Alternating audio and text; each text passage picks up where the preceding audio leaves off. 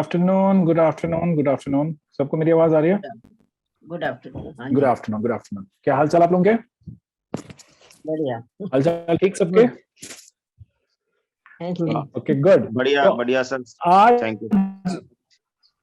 Very good, very good. तो main चीज ये है कि आज मैं बिना प्रेजेंटेशन के बात करने वाला हूं। तो अगर आपको कोई नोट्स लेने हो तो कृपया अपना नोटबुक और पेन ले लें, वगैरह ले लें, ताकि आप अगर कोई इंफॉर्मेशन आपको अच्छी लगे और आप चाहेंगे कि वो इंफॉर्मेशन आपके साथ रहे, तो फिर आप उस इंफॉर्मेशन को यूज कर पाएं।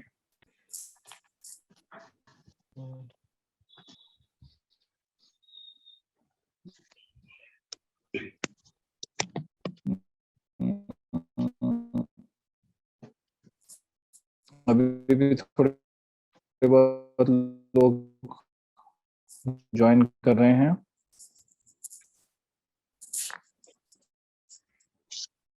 नीरजा, कोई और लोग हैं जो हम एंटिसिपेट कर रहे हैं और ज्वाइन करने वाले हैं? कुछ लोगों के मैसेज आ रहे हैं कि ज्वाइन नहीं हो रहा, उनको पासवर्ड दोबारा भेजा है, अच्छा, ज्वाइन हो नहीं पा रहा है। ठीक है, बाकी तो तो थोड़ा रजिस्टर वेट तो कर लेते हैं। 70 लोगों ने रजिस्टर किया हुआ है। हाँ, हाँ। नहीं, फिर कोई किसी को दिक्कत आ रही होगी तो हम थोड़ा सा उसके लिए वेट कर लेते हैं। जी, तो उसके बारे में हम्म,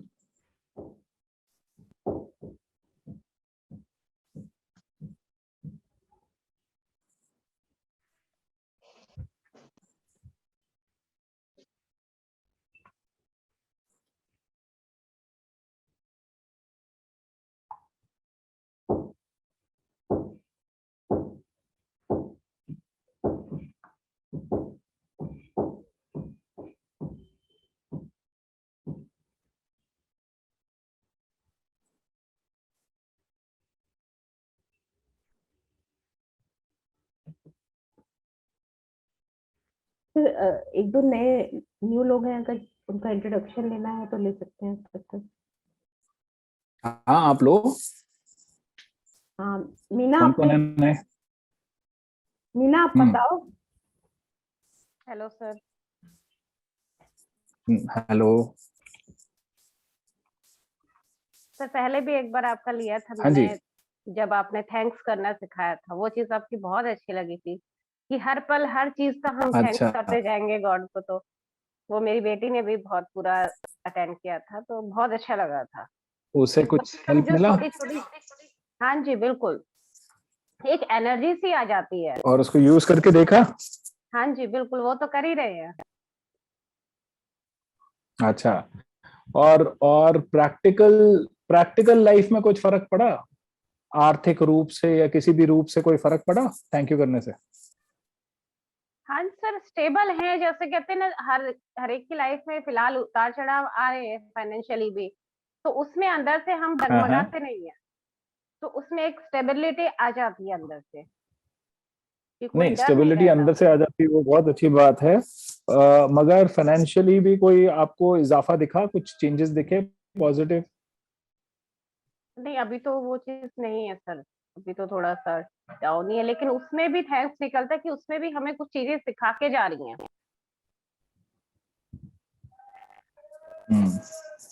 चलिए, तो हम उसके बारे में भी बात करेंगे। ठीक है सर। बहुत बढ़िया, बहुत बढ़िया, अच्छा लगा सुन के। वेलकम जी।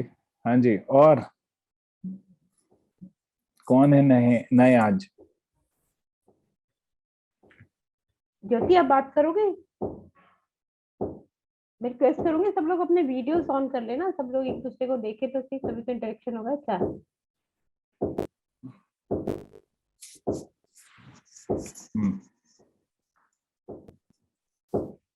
ये किसके यहाँ पे खटखट की आवाज आ रही है? मतलब हमारे ऊपर अपस्टेयर्स। क्या?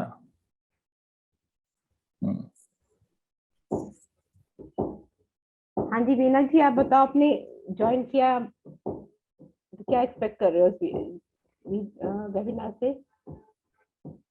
मीना जी। हाँ जी, हाँ जी। हम्म यही जो हमने तो मैं छोड़ा था बताई जहाँ जा पे, रही हूँ, फर्स्ट टाइम मैंने ज्वाइन किया है। आई एम हैप्पी कि हाँ ये जो मैंने अभी पॉइंट सुना है थैंक्स का, तो वो तो मैंने प्रैक्टिकल में भी यूज किया है कि थैंक्स करने से बहुत अपने को ही फायदे होते हैं। सबसे पहले तो हम दुखी सुखी होते रहते हैं, उससे बच जाते हैं, और गलत सोचने से बच जाते हैं। हजारों चीजों का बेनिफिट है, तो उसमें आप सबसे पहले अपने आप को शांति मिलती है, और हेल्थ भी ठीक है, सब कुछ ठीक ही रहता है। उससे कई चीजों के बेनिफिट हो जाते हैं। थैंक्स छोटा सा लफ्ज है, हर बहुत चीज के बढ़िया। भी thanks thanks thanks, thanks God तुमने हमें जन्म दिया, थैंक्स थैंक्स एवरीथिंग। किसी हर चीज का शुक्रिया अदा करते जाए, बस शुक्राना मानते रहे Right. और मुस्कुराते रहे, बस। Thank you. अभी मैं आपको सुनूंगी। बहुत बढ़िया, बहुत बढ़िया, थैंक यू वेरी मच। हाँ जी,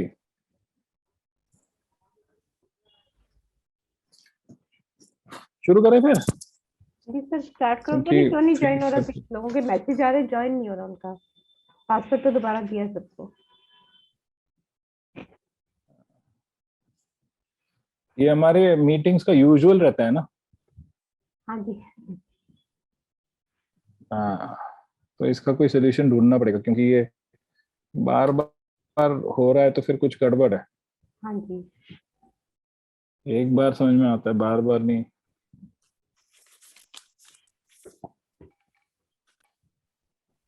ओके, चलिए शुरुआत करते हैं। तो हम जो ये बात कर रहे हैं, किसके बारे में बात कर रहे हैं? हम प्राइमरली बात कर रहे हैं कि ट्रू वेलबींग, ट्रू स्वास्थ्य होता क्या है, और आप उसको कैसे, किस तरीके से अचीव कर सकते हैं, पा सकते हैं। ठीक है, तो इसको समझने के लिए सबसे पहली चीज समझनी क्या है कि जो ट्रू वेलबींग है वो क्या है। कौन बताएगा मेरे को, ट्रू वेलबींग होती क्या है?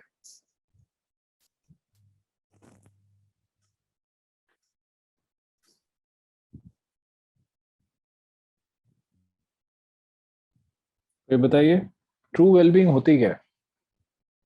तो ट्रू वेलबींग जैसे एक सच्चाई, जो हमारे लिए सच्चा वो चीज है, तो एक हमारा सबसे अच्छा स्वास्थ्य जो अगर अच्छा है तो हमारा सब चीज है। अच्छा, ओके, अगर हमारा स्वास्थ्य अच्छा है तो सब कुछ है। ओके, तो ट्रू वेलबींग वो मतलब है। ठीक है, ओके, और कोई? Overall wellbeing, overall wellbeing, physically, okay. Mentally, emotionally, spiritually, हाँ, ओवरऑल वेलबींग। तो इसका मतलब क्या होता है overall wellbeing? Physically also you are इसका हेल्दी, मतलब हो गया ओवरऑल। वेलबींग। हाँ, ओके, फिजिकली भी आप हेल्दी हो, मेंटली भी आप हेल्दी हो, इमोशनली भी, स्पिरिचुअली भी, तो ये ट्रू वेलबींग हो गया, है ना? तो ये होता क्या है, हेल्दी होने का मतलब क्या होता है, इसको हम थोड़ा और समझेंगे। ठीक है, अब आपने बहुत, और मैं बहुत ही प्रैक्टिकल तरीके से बात करने वाला हूँ। ठीक है, मैं कोई अभी जानबूझ के मैंने स्लाइड्स इसलिए नहीं बनाई ताकि कोई, हम साइंटिफिक तरीके से बात करेंगे, मगर मैं बहुत ज्यादा मेडिकल टर्म्स वगैरह में नहीं घुसने वाला हूँ। ठीक है, ताकि आपको समझ में आए चीजें। ठीक है, और ये जरूर रखिएगा दिमाग में कि मैं एक एक चीज जो बात कर रहा हूँ उसका कोई ना कोई साइंटिफिक बेसिस है, और बहुत डीप साइंटिफिक बेसिस है।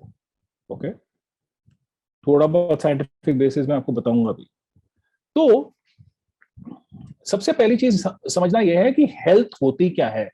जैसे अभी किसी ने बोला कि वेलबींग का मतलब है कि हम शारीरिक रूप से, मतलब कि फिजिकल रूप में, हम मेंटल रूप में, हम इमोशनल रूप में, हम स्पिरिचुअल रूप में, हम एनर्जेटिक रूप में, और इलेक्ट्रिक रूप में फॉर दैट मैटर, हम हर तरीके से स्वस्थ हैं। तो स्वस्थ का मतलब क्या हुआ? क्या स्वस्थ का मतलब ये है कि हमारे कोई बीमारी नहीं है?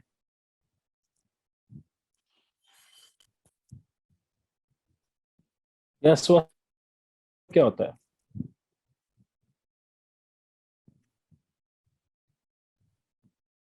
अगर हमारे कोई बीमारी नहीं है, मतलब कि अगर कोई डॉक्टर की बताई हुई हमारी बीमारी नहीं है, तो क्या हम स्वस्थ हैं? बताइए। नहीं सर, जिससे जब हम खुश हैं, मतलब हम अंदर से संतुष्ट हैं, तो हम स्वस्थ हैं। कई बार बीमारी होते हुए भी हम खुश रहते हैं, तो वो चीज हमें दिक्कत नहीं रहती है। कि अंदर से हमें एक मन की जो खुशी है ना, वो शांत रहनी चाहिए, जैसे इधर उधर नहीं चले। कि ऐसा नहीं हम्म है कि बीमारी कुछ नहीं है तो हम बहुत खुश हो हम्म सकते हैं, ऐसा नहीं। एक हम्म अंदर की जो शांति, पीस ऑफ माइंड जिसे कहते हैं। हम्म। मगर अब बीमारी का क्या करें? तो वेलबींग तो हुई नहीं, क्योंकि फिजिकली अपन वेल हो। तो आप ट्रू वेलबींग तो आपके पास है नहीं। हम्म। वो अपने हाँ, आप आप धीरे धीरे, मेंटली, हाँ जी, क्या धीरे धीरे क्या? वो अपने आप धीरे धीरे कम महसूस होने लगती है, बीमारी में कमी अपने आप आने लगती है, मुझे ऐसा फील होता है। अच्छा, तो अगर आपने सोच लिया तो अपने आप ही बीमारी में कमी आ जाएगी, इज इट? हम्म। तो हमें फिजिकली कुछ करने की जरूरत नहीं है, दवा भी खाने की जरूरत नहीं नहीं, दवा खाओ तो अपने आप धीरे धीरे ठीक है। होगा। हाँ, अच्छा मुझे ऐसा अच्छा महसूस होता है। अच्छा, धीरे धीरे ठीक होगा। बहुत बढ़िया। ओके, मुझे अच्छा लग रहा है इंटरेक्ट कर रहे हो। देखो, सही गलत जवाब की कोई टेंशन मत करना, बिकॉज सही जवाब क्या है इसका वो तो मैं जो दे ही दूंगा, मगर आपके अंदर इन सवालों को सुन के क्या आता है वो भी जरूरी है कि आप वो शेयर करें, आपके दिमाग में क्या आता है। Okay, way of life, time management. तो धीरे धीरे दवाई के सेवन से हम ठीक हो जाएंगे। ओके, चलिए, ये way of life, time management, कौन बोल रहा है ये? सर मेरे मैं, को, मैं का मेरे को माई सेल्फ, फोटो। नीलम। अच्छा अच्छा, हाँ अब दिखा है अब। हाँ जी, हाँ जी, हाँ जी। सो टाइम मैनेजमेंट हो गया, वे ऑफ लाइफ हो गया, तो ये होती है ट्रू वेलबींग की परिभाषा। Is that true? मतलब इसमें सब आ जाएगा। हर चीज टाइम से अगर की जाए, टाइम से खाना, टाइम से सोना, हर चीज टाइम से की जाए, और ऑफ कोर्स एक्सरसाइज भी is part of it. And अगर कुछ प्रॉब्लम है तो उसे सॉल्व करने की कोशिश करनी चाहिए, चाहे वो हेल्थ से रिलेटेड है, एक्सपर्टीज से। ओके, चलिए आप लोगों से एक सवाल पूछता हूँ, बुरा मत मानिएगा, थोड़ा पर्सनल सवाल पूछूंगा। पूछूं? श्योर। पूछूं सबसे? Yes. आप सब लोग फाइनेंशियल वेलबींग के बारे में, अपने बारे में क्या कहेंगे?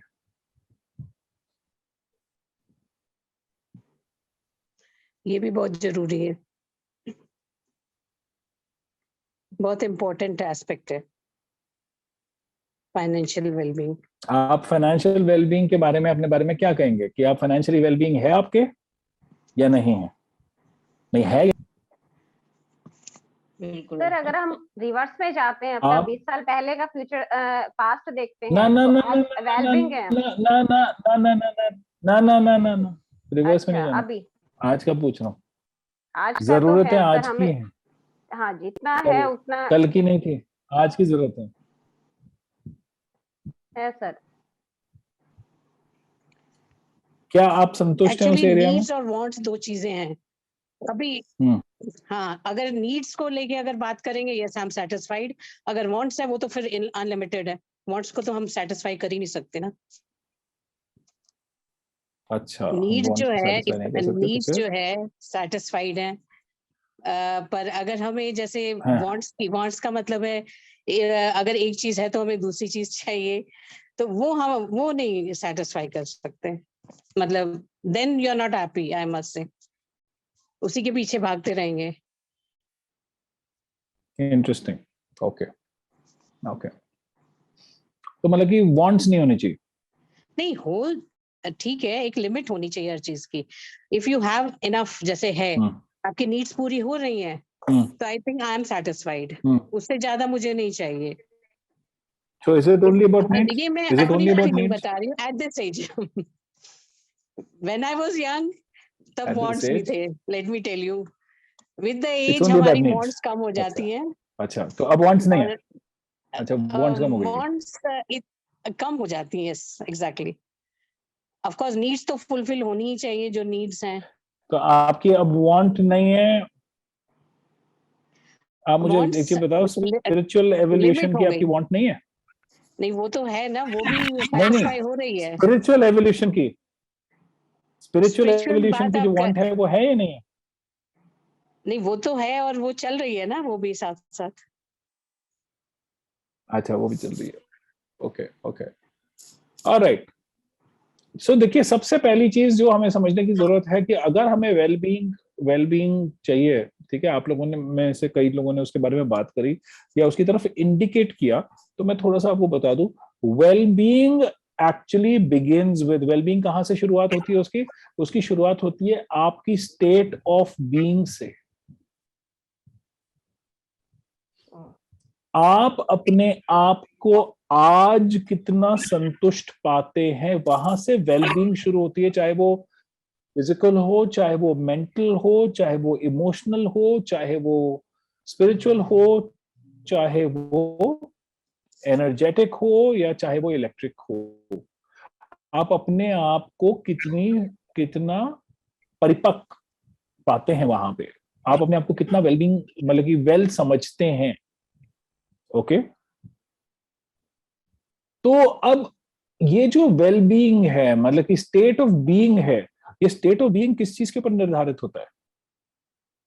जैसे मेरे को नहीं पता, माइंड क्योंकि मेरे को कैमरा खोल के माइंड पर लोगों ने नहीं बताया। माइंड के ऊपर डिपेंड करता माइंड है। ओके, अच्छा, माइंड के ऊपर डिपेंड करता है। अब पॉइंट ये है कि अगर माइंड के ऊपर डिपेंड करता है, तो अगर एकदम से आपके सामने कोई डेंजर आ गया, चाहे वो फिजिकल डेंजर हो, फाइनेंशियल डेंजर हो, कैसा भी डेंजर हो, तो क्या वो माइंड टेक ओवर कर रहा है या इमोशंस टेक ओवर कर रहे हैं या इंस्टिंक्ट्स टेक ओवर कर रहे हैं?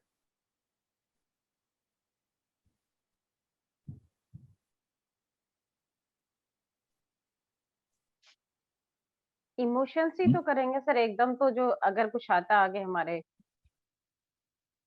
हम्म ओके, तो इमोशंस होती है फीलिंग, मगर फीलिंग्स के साथ साथ एक और चीज होती है जिसको हम बोलते हैं इंस्टिंक्ट्स। इंस्टिंक्ट्स क्या मतलब हुआ? इंस्टिंक्ट का मतलब हुआ वो चीज कि आपको इस परिस्थिति में क्या करने का मन कर रहा है। क्या आपका ये करने का मन कर रहा है कि मैं भाग जाऊं? क्या आपका ये मन कर रहा है कि मैं इससे जूझ जाऊं? क्या मन कर रहा है कि मैं, मेरे बस की नहीं है, बिल्कुल हाथ पैर आपके फूल जाते हैं? ठीक है, ये इंस्टिंक्ट है, ये फीलिंग नहीं है। ओके, तो अगर मैं एक लाइन में आपको बताऊं वेलबींग क्या होती है, तो एक लाइन में वेलबींग है स्टेट ऑफ बीइंग इन विच आपको लगे कि आपकी पूरी जिंदगी आपको सहजता, आनंद और ख्याति के साथ प्राप्त हो रही है। अगर आपको ये लगता है तो फिर आप वेलबींग की तरफ जा रहे हैं। मगर वेलबींग के फिजिकल प्रमाण भी होते हैं। वेलबींग का फिजिकल प्रमाण ये नहीं है कि अगर मुझे चाहिए कि मैं एक मिलियनेयर हूं और मैं हूं नहीं, और मैं अपने आप को फिर भी वेल समझ रहा हूं। क्योंकि एक चीज समझिए, एक डिफरेंस है between being content and being satisfied.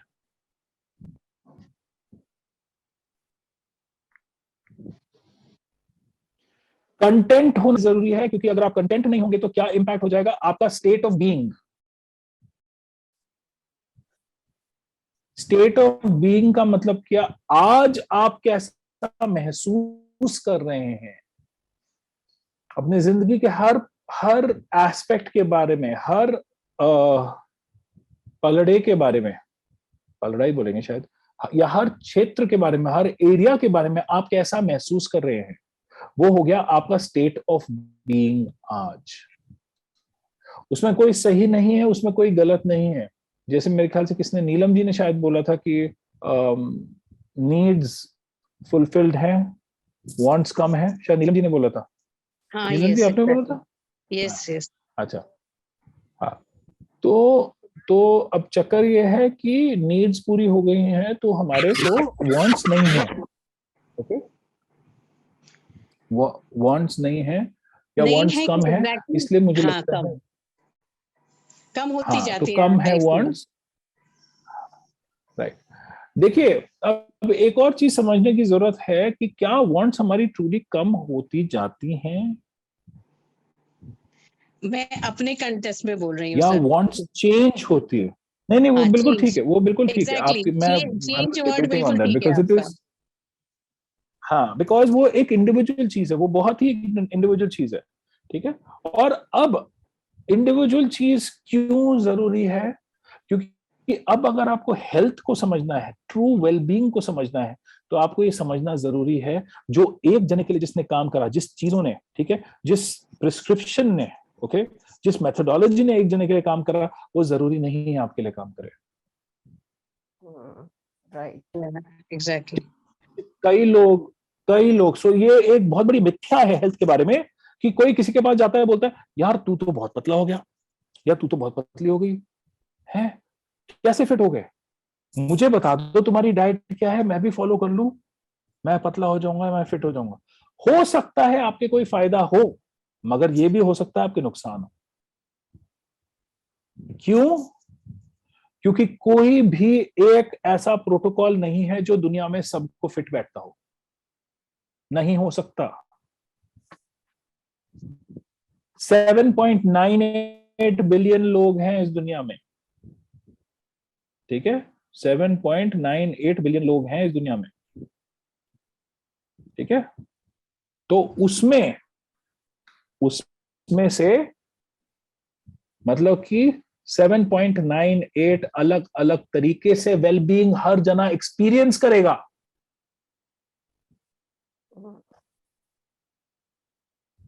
Okay, मेरे साथ हो, समझ रहे हो?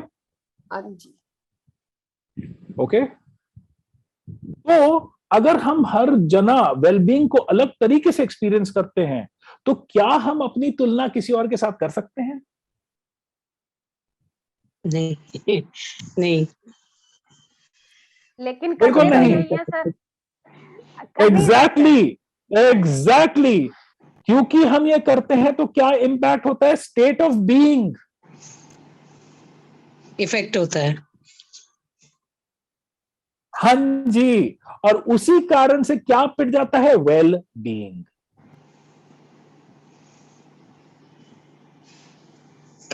ओके, क्यों? क्यों? क्योंकि आपकी जो वेलबींग है ना, हमारी जो बॉडी है, हमारा जो शरीर है, हमारा जो सोचने का तरीका है, हमारे जो इमोशंस हैं, हमारे जो इंस्टिंक्ट्स हैं, ठीक है, ये सारे के सारे उस तरीके से बने हुए हैं कि हम स्ट्रेस फ्री एनवायरनमेंट में ही लॉन्ग टर्म में काम कर सकते हैं।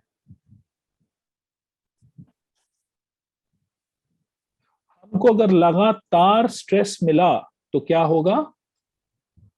सबसे पहले पाचन शक्ति खत्म होगी, ठीक है। पाचन शक्ति खत्म हुई तो आपका जो सेल्यूलर लेवल पे ट्रांसपोर्टेशन है न्यूट्रिएंट्स का, वो खत्म होगा। सेल्यूलर लेवल पे जो कम्युनिकेशन है वो खत्म हो जाएगा। डिफेंस सिस्टम खराब हो जाएगा बॉडी का, ठीक है। और अब जो जब पच ही नहीं रहा तो लगेगा कैसे? और लगेगा नहीं तो ऊर्जा कैसे प्रोड्यूस होगी, एनर्जी कैसे प्रोड्यूस होगी? तो एनर्जी भी पिट जाएगी, ठीक है। और उसके साथ में आपका स्ट्रक्चर, मतलब कि मोटापा आ गया, पेट निकल गया वगैरह वगैरह, ये स्ट्रक्चर पिट जाएगा। और ये क्यों हो रहा है? क्योंकि कहीं ना कहीं सेल्यूलर लेवल पे अब वो जो सेल है, वो जो टॉक्सिन्स हैं, जो उसके अंदर टॉक्सिन जनरेट हुए, उसको वो बाहर नहीं छोड़ पा रहा है। क्यों? क्योंकि आपके शरीर को कहीं ना कहीं लग रहा है, क्योंकि आपकी स्टेट ऑफ बीइंग हिट हो गई, आपके शरीर को लग रहा है हम लड़ाई पे हैं, ये अपने आप को ठीक करने का टाइम नहीं है, अपने आप को बचाने का टाइम है। समझ रहे हैं मेरी बात? Am I making sense? Yes sir. Okay, so क्या मिथ्या थी? भाई मैंने खुद ने ये पता नहीं ये क्या जेस्चर इसने मेरा पकड़ लिया हाथ ऊपर कर दिया, मैंने हाथ ऊपर किया तो इसने हाथ ऊपर कर दिया। ओके, तो ये चीज समझनी जरूरी है कि आपको एक चीज पकड़नी है अगर आपको ट्रू वेलबींग अचीव करना है। वो एक चीज क्या है? State of being. मेरी जिंदगी में कुछ भी हो जाए, मैं अपनी स्टेट ऑफ बीइंग को नहीं छोड़ूंगी या नहीं छोड़ूंगा।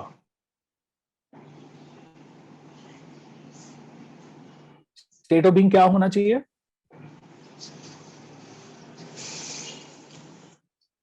क्या होना चाहिए स्टेट ऑफ बीइंग हमारा?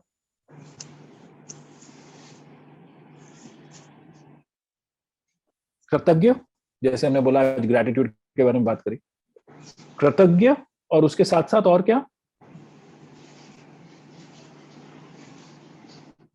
कृतज्ञ रहें और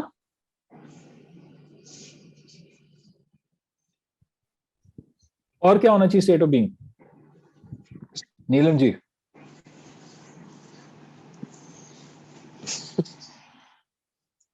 संदीप जी। और अपनी तरफ से सबके लिए भलाई का काम करें, अच्छा काम करें, अपनी तरफ से किसी के लिए कुछ गलत ना सोचें, गलत ना करें। Satisfaction. ओके ओके, तो पॉजिटिव विचार, सेटिस्फैक्शन। ओके, अब सेटिस्फैक्शन होना चाहिए, कंटेंटमेंट होना चाहिए, क्या होना चाहिए दोनों में से? Contentment. दोनों। ब्यूटीफुल। अंतर है। Yes. देखिए, हम है। सब लोग एक यूनिक इंडिविजुअल है। हम कुछ ना कुछ इस दुनिया में अपनी एक यूनिक छवि, छाप छोड़ने के लिए आए हैं। क्या आपको पता है आपका इंडिविजुअल पर्पस क्या है? किस चीज के लिए आए हो? आप यहाँ पे पैसे कमा के, उसके बाद पैसे कमाने के बाद रिटायर होके, अपने बच्चों का घर बना के, अपने घर बना के, और उसके बाद मरने के लिए पैदा नहीं हुए हो। आपका एक यूनिक पर्पस है, वो क्या है? आपका वो यूनिक गिफ्ट क्या है? सो वेलबींग का एक बहुत इंपॉर्टेंट अहम हिस्सा है मुझे मेरी लाइफ का पर्पस पता होना।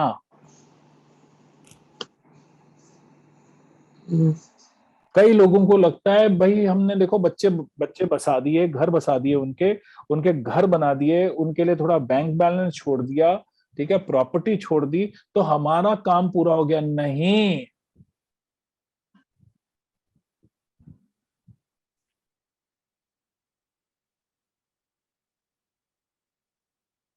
सर्वाइवल मेंटालिटी है, जहां पे आपको ये शक है कि मैंने अगर ये सब चीजें नहीं करी तो सरवाइव करना मुश्किल है।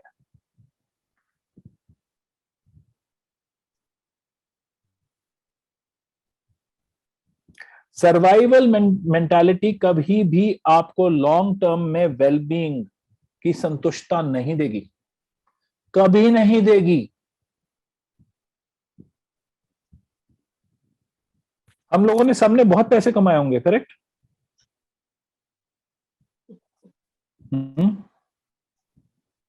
कमाए होंगे, देखे होंगे, जो भी है ना? उससे कभी सेटिस्फैक्शन मिला?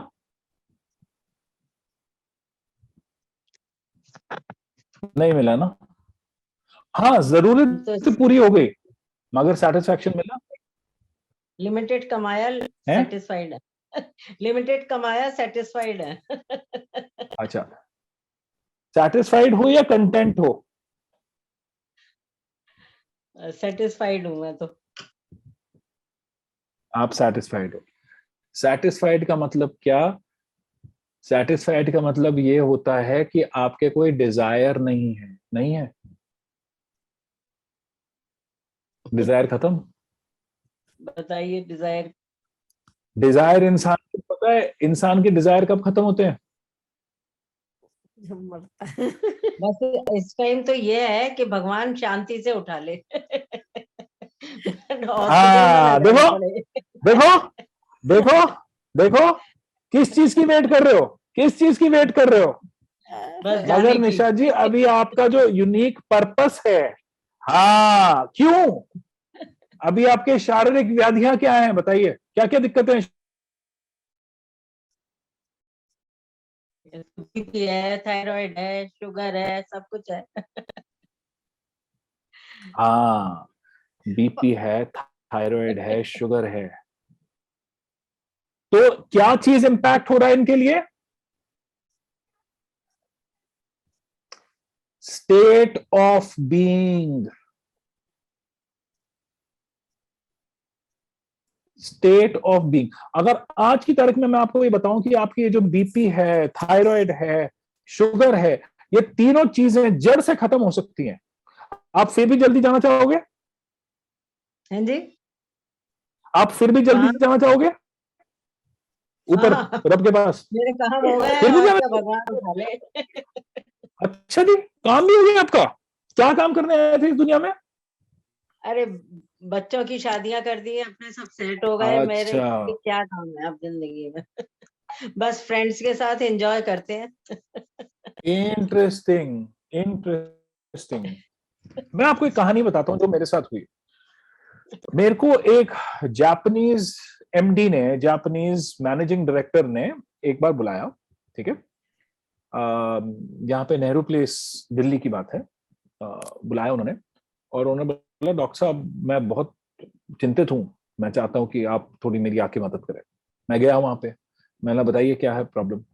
प्रॉब्लम ये थी कि उनके वहां पे एक जापान से, तो ये इंडो जापानीज कोलैबोरेशन था, उनके वहां पे एक जापान से कोई कंसल्टेंट आया काम करने के लिए, ठीक है, और वो जो कंसल्टेंट है वो काम करते करते, ठीक है, उसके डिसेंट्री हो गई थी, वो काम करते करते वो मर गया, वो डॉमेट्री में रहता हुआ वो मर गया। तो ये जापानीज जो एमडी है बहुत ही कंफ्यूज हो गया, इसने बोला यार ये कैसे हो गया, उसने हमें बताया क्यों नहीं कि उसके डिसेंट्री।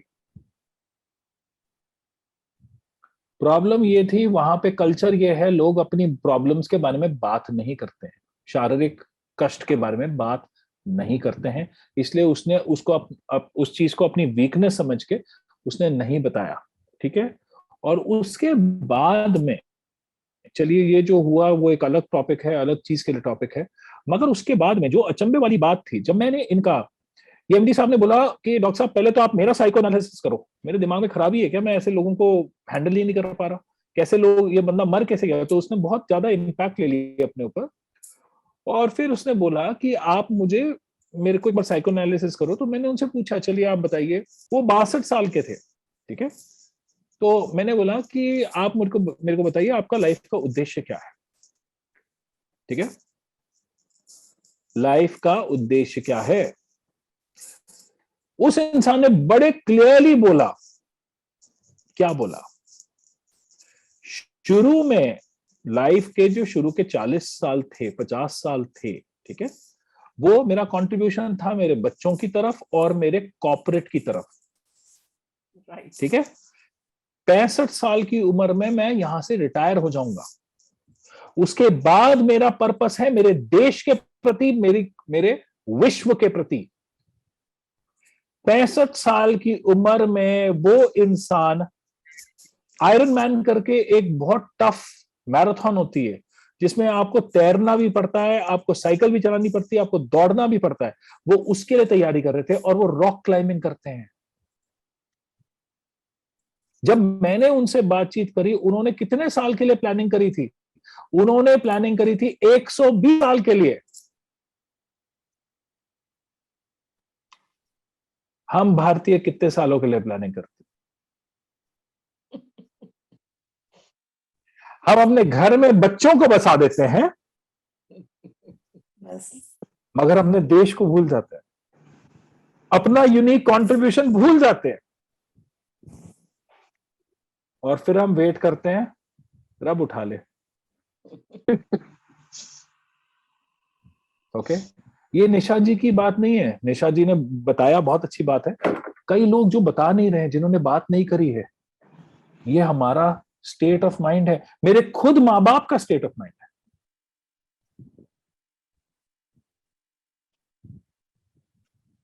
मैं जब यूएस छोड़ के आया, बहुत लोग मेरे को बोलने लगे, अरे पागल आदमी, 25 से 28 हजार डॉलर महीने के कौन छोड़ के आता है, तेरा दिमाग खराब है।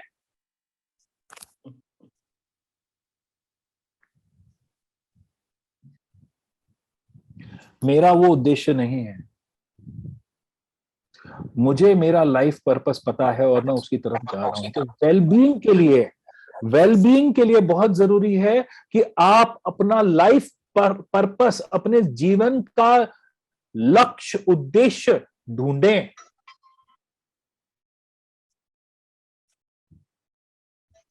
और उसको ढूंढने में आपको क्या चीज मदद कर सकती है? देखिए, आपने पैसे तो इकट्ठे कर लिए, बच्चे सेटल भी हो गए, है ना?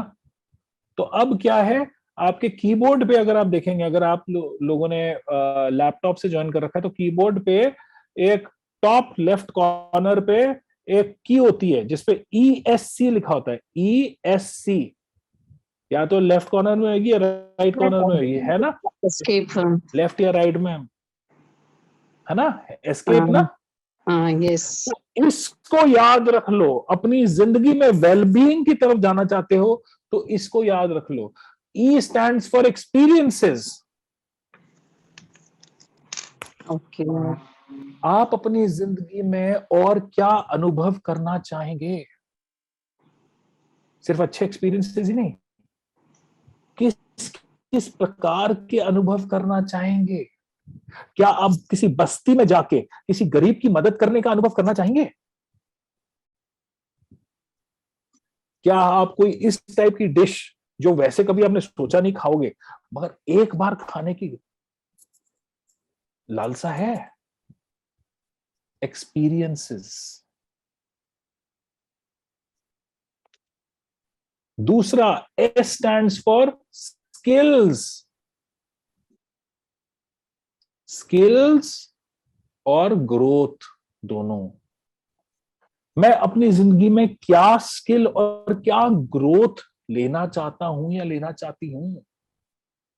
जिस इंसान ने यह सोच लिया कि मैंने सब कुछ सीख लिया, वो मर गया, वो मर गया, वो मर गया। क्योंकि इंसान पूरे टाइम सीखता रहता है, राइट? और C stands for what? Contribution. Contribution. आप इस सोसाइटी में, इस दुनिया में क्या कंट्रीब्यूट कर रहे हैं? कल को आपके जाने के बाद हम वहां पे बात करने आते तो हम क्या बोलेंगे?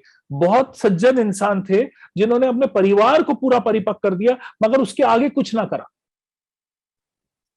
क्या हम डॉक्टर रवि सिंह राठौड़ के लिए ये बोलेंगे?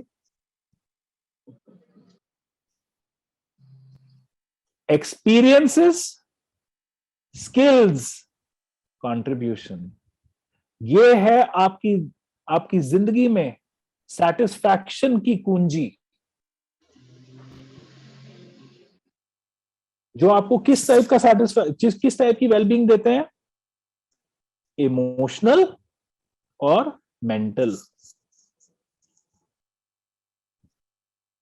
फिजिकल के लिए हमारा किस टाइप का हम खाना खा रहे हैं, किस तरीके से हम नींद ले रहे हैं, किस तरीके से हम तनाव को हैंडल कर रहे हैं, ये सारी चीजें आ जाती हैं।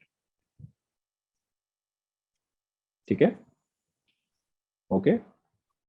तो ये समझ लीजिए कि mental, physical, emotional, spiritual, energetic या इलेक्ट्रिक में, कहीं पे भी 4 एस्पेक्ट में कहीं ना कहीं अगर चारों एस्पेक्ट में दिक्कत आती है तो वहां पे हमारी वेलबींग अफेक्ट हो जाएगी। पहला एस्पेक्ट क्या है इन चार में से? पहला एस्पेक्ट है स्टिमुलस। स्टिमुलस का मतलब यह है कि क्या मुझे सही प्रकार की क्रिया मिल रही है, और उसमें हम एक्सरसाइज के बारे में बात करते हैं, फिजिकल एक्सरसाइज के बारे में बात करते हैं।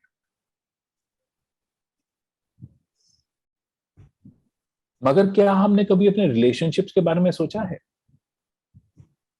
कि क्या हमारे जो रिलेशनशिप है वो हमें और ग्रो करने के लिए स्टिमुलस दे रहे हैं, कुछ चैलेंज प्रदान कर रहे हैं जिससे हम और आगे ग्रो करें? क्योंकि रिलेशनशिप क्या होते हैं, जब हम रिलेशनशिप के बारे में बात करेंगे और डिटेल में बात करेंगे, मगर रिलेशनशिप्स स्कूल है।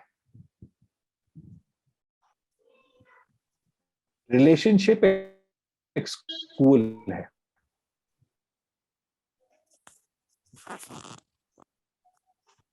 ओके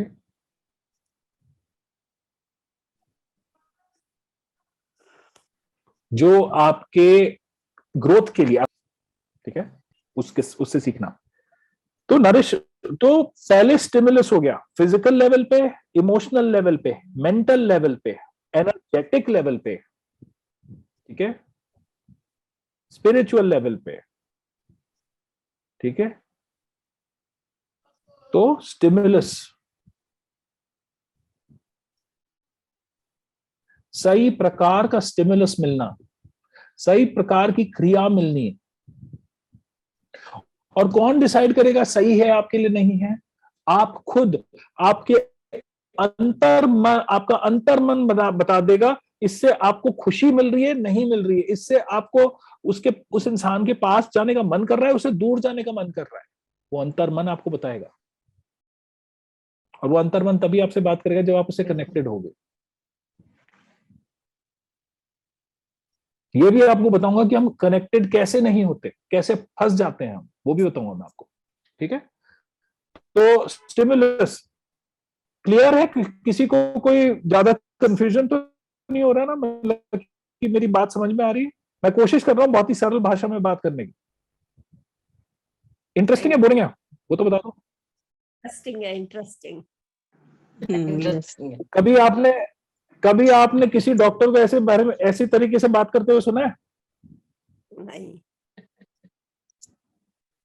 ठीक है, ये मैं अपने लिए वाहवाही नहीं लूट रहा, ये मैं आपको ये बताने की कोशिश कर रहा हूं कि ये मेरे करीबन ज्यादा नहीं 22 साल से ज्यादा का एक्सपीरियंस जो है 30 देशों में काम करने का, वो उसने मेरे को जो सिखाया है वो मैं आपको बता रहा हूं।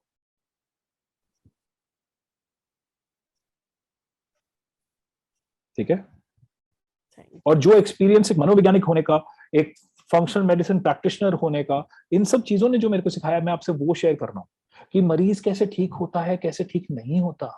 दवा तो दोनों को सेम मिली ना, एक ठीक हो गया एक ठीक नहीं हुआ, क्यों? एक थोड़ा ठीक हो गया एक ठीक नहीं हुआ, क्यों? वो क्या क्या चीजें रास्ते में आती हैं उसके बारे में मैं आपको बता रहा हूं, ठीक है। क्योंकि आज का शीर्षक क्या था?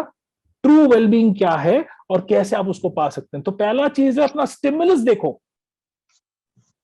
आपका पूरा हक बनता है अपने दायरे बनाने का, अपनी बाउंड्रीज बनाने का। अगर आपको कोई रिलेशनशिप अपने बारे में अच्छा फील नहीं कराता तो आपको उसमें फंसने की जरूरत नहीं है, और अगर आप उसमें फंसते हैं तो आप क्या कर सकते हैं? अपने और उसके बीच में डिस्टेंस पैदा करें। देखो, अगर मेरा बाल अटक जाता है बाय चांस, ठीक है, यहां पे बाल अटक जाता है मेरा इस बटन में, बहुत ही वाहियात एग्जाम्पल है, बेकार एग्जाम्पल है, मगर उस पर मत जाना, ठीक है। चेन होती तो चेन का एग्जाम्पल ज्यादा अच्छा होता क्योंकि वो उसमें बाल अटक जाता है, ठीक है। तो अगर अटक जाता, अगर उसको मेरे को ठीक करना है तो क्या करना है? पहले मेरे को डिस्टेंस क्रिएट करना है, पहले मैं उसको अपने आप से थोड़ा दूर खींचूंगा। वो जो डिस्टेंस क्रिएट करने की प्रणाली है उसको मेडिटेशन कहते हैं। मेडिटेशन को आप अपनी रियलिटी से, अपने वास्तविकता से थोड़ा डिस्टेंस पैदा करने के लिए यूज कर सकते हैं।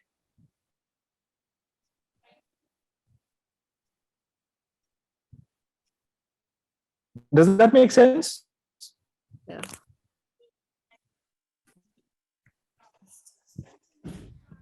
ओके, साइंटिफिक भाषा बताओ इसकी, नहीं बताओ, बताइए। इसकी साइंटिफिक भाषा बताओ।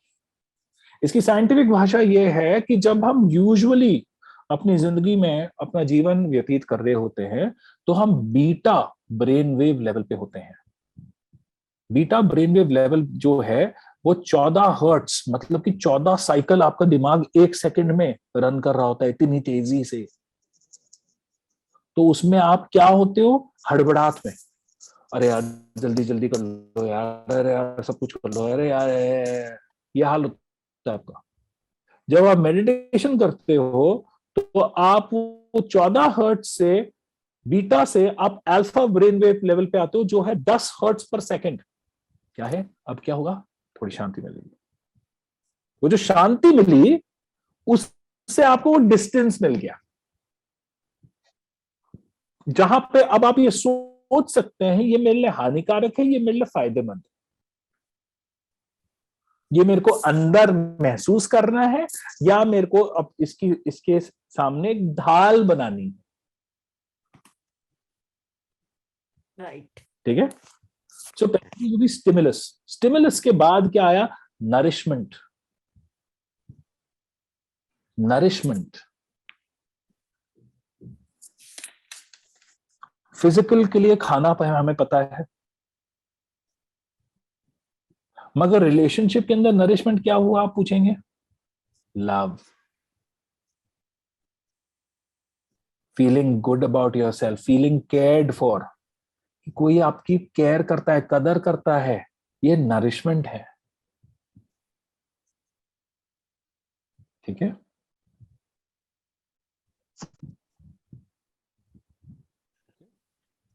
उसी प्रकार से एनर्जेटिक नरिशमेंट भी होता है, उसी हिसाब से स्पिरिचुअल नरिशमेंट भी होता है। स्पिरिचुअल नरिशमेंट क्या, जब आपने ये समझ लिया कि आप अकेला अपनी जिंदगी का बोझ नहीं उठा सकते, कोई ना कोई परमात्मा या यूनिवर्स या कोई ना कोई चाहिए जिसका हाथ आपके सर पे हो, वो हुआ नरिशमेंट स्पिरिचुअल लेवल पे।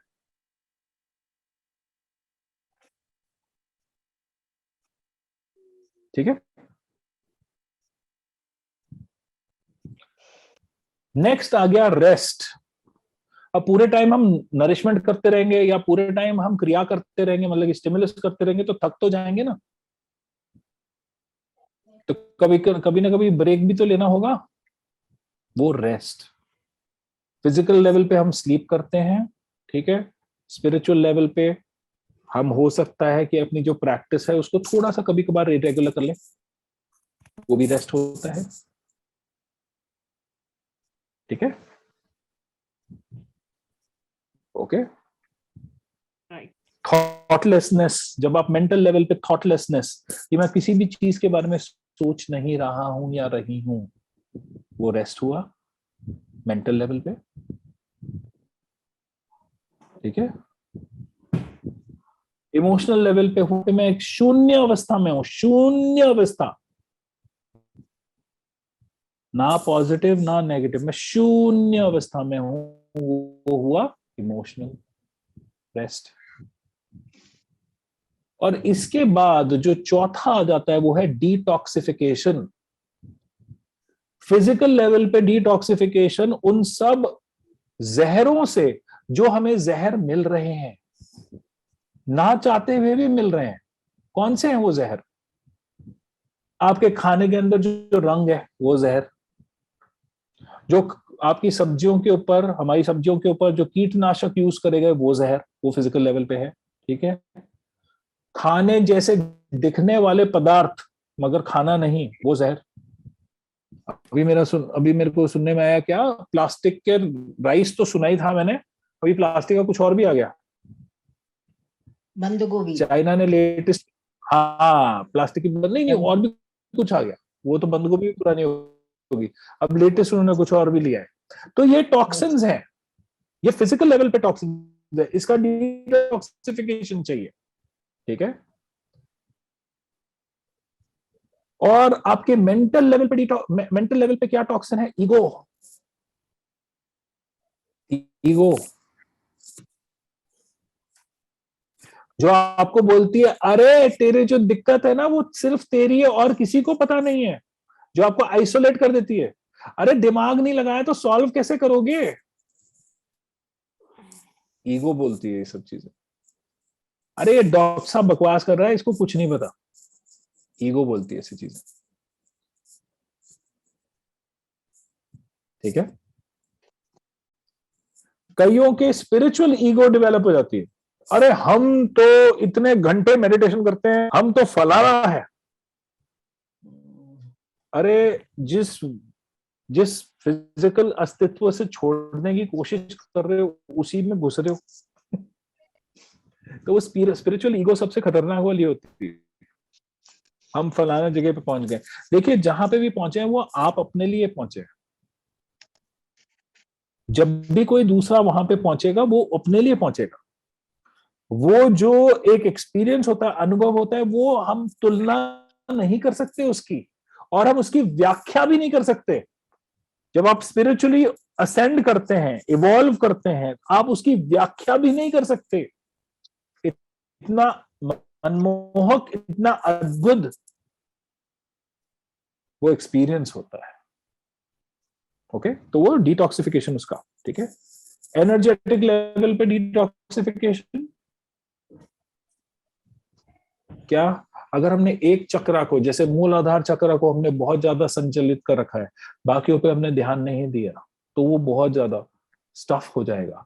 मूलाधार चक्र किस चीज के बेसिस पे चलता है? वो चलता है आपके मटेरियलिस्टिक चीजों के बेसिस पे। ओके, कौन से फूड से ड्रिवन है आपका आपका मूलाधार चक्र, बेसिक चक्र? प्रोटीन से।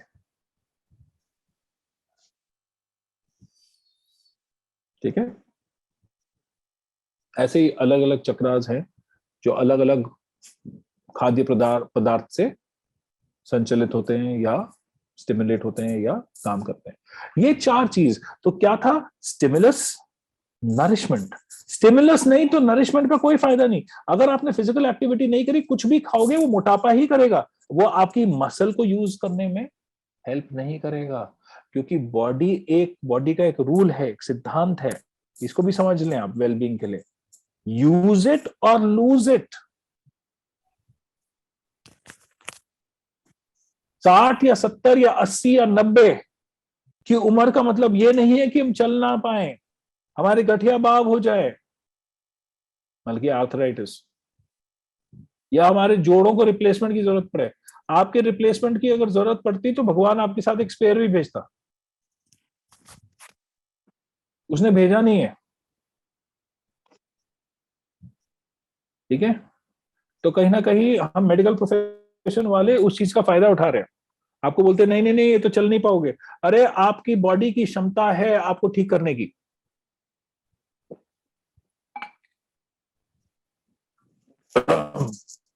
आपकी बॉडी में खुद में क्षमता है आपको ठीक करने की। तो एक और मिथ्या क्या है? एक और मिथ्या यह है कि कोई और आपको ठीक कर सकता है।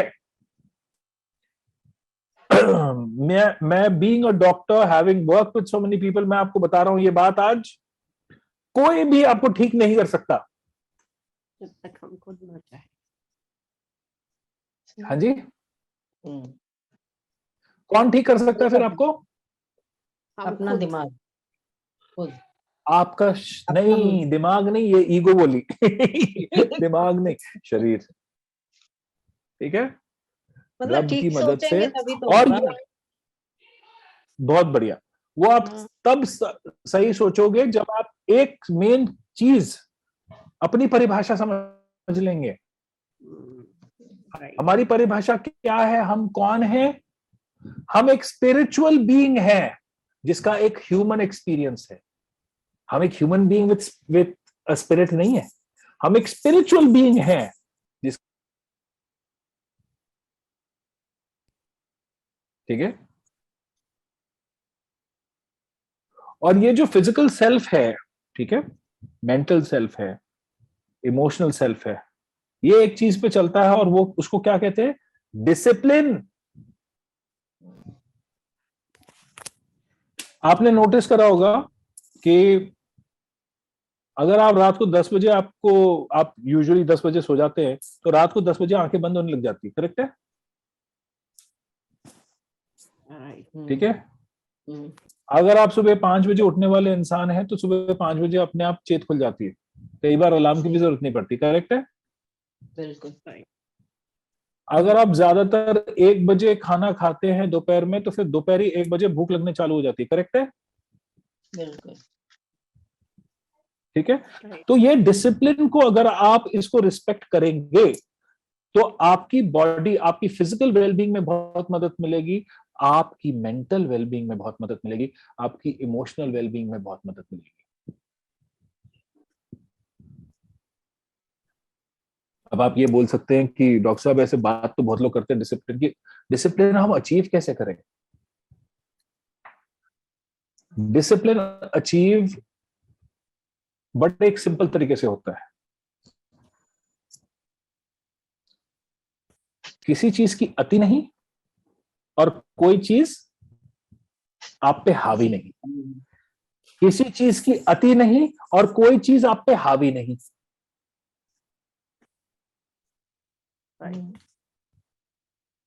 किसी चीज की अति नहीं और कोई चीज आप पे हावी नहीं, ये हो गया डिसिप्लिन। मैंने ये नहीं बोला मीठा मत खाओ,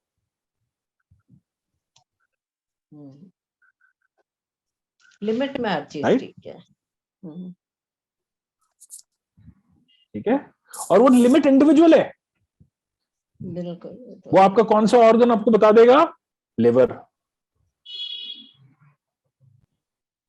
LFT liver function test, KFT kidney function test, ये सारी चीजें आपको बता देंगी लिवर काम कर रहा है ढंग से, नहीं काम कर रहा। ठीक है।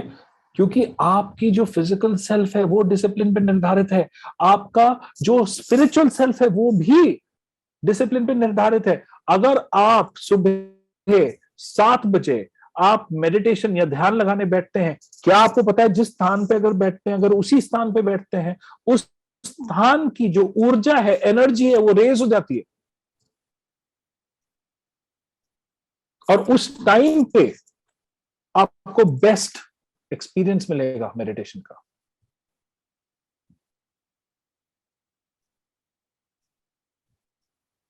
ओके। तो एट अ स्पिरिचुअल लेवल, एक फिजिकल लेवल पे, एक मेंटल लेवल पे, एक इमोशनल लेवल पे डिसिप्लिन। किसी चीज की अति नहीं और कोई चीज हावी नहीं। सभी जरूरी है। क्या आपको पता है गुस्सा हमें फोकस देता है? गुस्सा तो सबसे गुस्सा में फोकस देता है, कुछ बुरी नहीं चीज है। बिल्कुल नहीं है। हर इमोशन का कोई ना कोई फायदा है, ये चीज ध्यान रखिएगा। हर इमोशन का कोई ना कोई फायदा है। अगर अगर वो इमोशन यूजलेस होता तो मिलता ही नहीं। देखिए, जब आप बिल्कुल ही ब्लिस्ड आउट स्टेट में हैं, मतलब कि आनंद में स्टेट में हैं, आप फोकस नहीं कर पाओगे। करके देखना, कर नहीं पाओगे। आप तब जनरल सोच रहे हो, आप पर्टिकुलर नहीं सोच रहे हो। गुस्से का ही उल्टा पहलू क्या है? पैशन। उस गुस्से को पैशन में कन्वर्ट करो।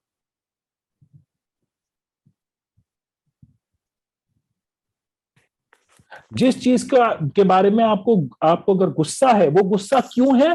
क्योंकि आपको लगता है आप उसका कुछ कर नहीं सकते। पर्पस की बात कर रहा हूं दोबारा।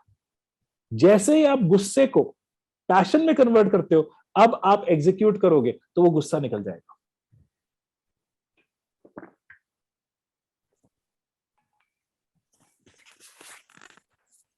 क्लियर है? ओके। ओके। बाकी सब लोग हैं यहाँ पे या चले गए सब लोग? सर डिटर्मिनेशन नहीं होता? कौन? नीलम जी आप पूछ रहे हो? हाँ जी, हाँ जी। हाँ, डिटर्मिनेशन क्या? जैसे कोई चीज पानी है तो you have to be determined ना। अगर आप पैशनेट हो गए किसी चीज के लिए तो उसके लिए डिटर्मिनेशन आ जाएगा। अब ये गुस्से को हम पैशनेट में कैसे बदलेंगे? एग्जाम्पल एक कोई दे दीजिए। Beautiful, beautiful. देखिए, इमोशंस जो है ना, इमोशंस एक लैडर के ऊपर काम करते हैं, एक सीढ़ी चढ़ते हैं, ठीक है। अगर कोई इंसान गुस्से में है तो वो गुस्से से सीधा बिल्कुल आनंदमय स्टेट में नहीं पहुंचेगा, ठीक है। जैसे उस टाइम अगर उसने किसी चीज के बारे में, जैसे कि किसी चीज के बारे में मेरे को गुस्सा है और मैंने अपने आपसे पूछा कि मैं इसके बारे में गुस्सा क्यों कर रहा हूं, तो मैं ये जो परिस्थिति है, जब मैंने ये सवाल पूछे तो अब क्या होगा, अब मेरा गुस्सा ट्रांसफॉर्म होएगा एक अलग इमोशन में। Neelam ji, are you understanding what I am saying? हाँ, but won't it be too late? Depend करता है।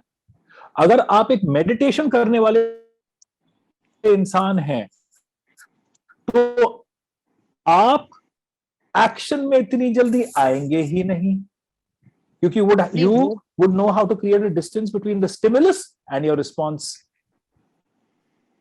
है ना। वो तो ठीक है। मगर अगर आप एक रिएक्टिव इंसान है तो हाँ हो सकता है। मुझे लगता है कई बार, हाँ जैसे जी। आपने कहा ना डिस्टेंस रखने का, अगर फॉर एग्जांपल कोई हमारे साथ है, हमारी बहुत अच्छी फ्रेंड है और हर बात पे उसे गुस्सा आ जाता है, तो उसे हम उस टाइम तो नहीं समझा सकते ना, उस टाइम हम शांत रहेंगे, राइट। एंड जब देखेंगे उसका मूड ठीक है तब उसको बोलेंगे, and then she realises. I think कि कई बार किसी को अगर गुस्सा आता है उस टाइम तो वो कुछ भी कर जाए, बट दूसरा बंदा उसको रियलाइज करवा सकता है। ब्यूटीफुल। क्या ये अब पॉसिबल आप ये है? बताइए कि देखिए अगर मेरे को किसी को एक ब्रेक फेल हुई गाड़ी से, क्योंकि गुस्सा क्या होता है, ब्रेक फेल हुई गाड़ी, करेक्ट। ओके। गुस्सा ब्रेक फेल हुई गाड़ी हुई ना। अगर मैं एक एग्जांपल दूं उसका, मतलब probably if I was to give you a an analogy, तो ब्रेक फेल हुई भी गाड़ी, क्योंकि वो इंसान कुछ भी कर सकता है, गुस्सा में नहीं, गाड़ी। है ना। या तो वो खुद गाड़ी को दीवार में दे मारेगा या सामने वाली गाड़ी में दे मारेगा। दीवार में मारेगा तो खुद मरेगा, अगर सामने वाली गाड़ी में मरेगा तो फिर दूसरों को भी मार के मरेगा, करेक्ट। ओके, वही हाल होता है, बिकॉज एंगर के internalized or it can turn into rage. Yeah, rage, yes.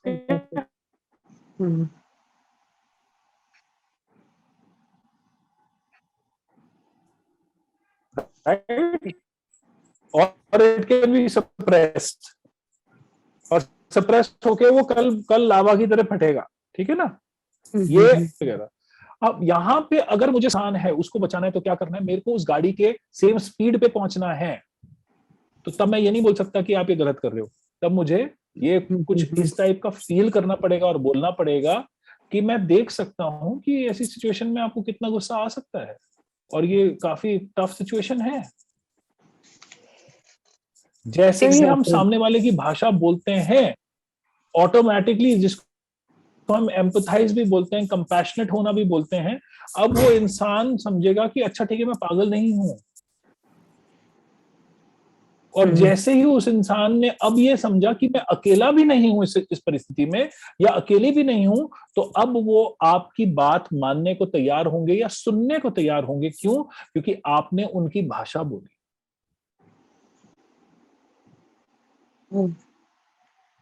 Okay, क्योंकि आपने क्या किया, आपने रपोर फॉर्मेशन किया, आपने रैपो बना ली उनके साथ, ठीक है। आपने उनके इमोशंस को मैच किया, ठीक है। उसके बाद आप उनसे ये सवाल पूछ सकते हैं, एक बार वो शांत हो जाए, आप इसके बाद बोल सकते हैं कि अगर कोई परिस्थिति है जिसको हैंडल करना है, हैंडल करने में उनकी मदद करके उसके बाद एक गिलास यार पानी पी लें, पानी जैसे इंसान ने पिया, उसके बाद फिर आप ये सवाल पूछ सकते हैं जो मैंने सवाल बोला। डज दैट हेल्प नीलिम जी? हाँ बिल्कुल, वही मैं कहना चाह रही थी। मैंने कहा गुस्सा कई बार तो चलो इतना तुम्हारा कंट्रोल है तो यू कैन, बाद में तुम रियलाइज करोगे, पर उस टाइम तो नुकसान हो गया ना गुस्से में जो। पर अगर वो तो हो गया, फिर अगर दूसरा रियलाइज तुम्हें करवाता है, लाइक यू सेड कि पहले उस स्टेज पे आके एंड देन जरा सा शांत हो, तो आई थिंक वो समझ सकता है। गुस्से को हम ऐसे काबू कर सकते हैं। बिल्कुल। अब But और देखिए एक changes और भी चीज समझने और की, ये भी it varies from person to person.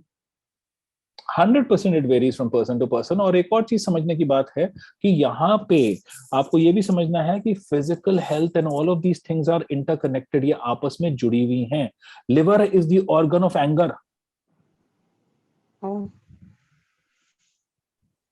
Liver okay, is the organ of anger. okay. ये पता नहीं था. अगर कोई, बहुत चीजें हैं जो नहीं पता अभी, ठीक है। तो लिवर, अगर अगर कोई इंसान बार बार गुस्सा करता है तो फिर उसको अपना एलएफटी चेक करा के देखना चाहिए कि उसके लिवर में कहां कहां दिक्कतें हैं। Kidney is the organ of confidence and fear.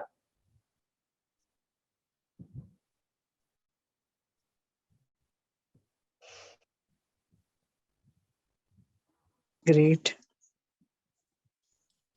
ठीक है, Mm-hmm. किडनी इज द आपने ऑर्गन कहा था ऑफ कि कॉन्फिडेंस एंड फियर। गुस्सा भी जरूरी है, तभी भगवान ने दिया है। तो अगर कोई बिल्कुल ज्यादा सही बात है। कंट्रोल कर सकता है, नहीं करता बच्चों हम्म, को, जैसे मैं अपना ही एक उदाहरण दे रही हूँ, सब तो नहीं करते ना मानते, लेकिन मैंने बच्चों को कभी नहीं डांटा, ना कभी मारा, और हम्म, हमेशा कोशिश जैसे ये की कि बच्चों को किस तरह से आराम से प्यार से समझाया जाए कि उनको समझ में आ जाए। हम्म, तो बिल्कुल, गुस्सा बहुत बढ़िया। आपने उस पे मैं बोल रही हूँ कि आपने कहा गुस्सा भगवान ने दिया है सबको, तो जबकि कुछ हम्म, उसमें वो जरूरी है, उस बात पे बोल रही हूँ मैं तो हम्म, बात। हम्म।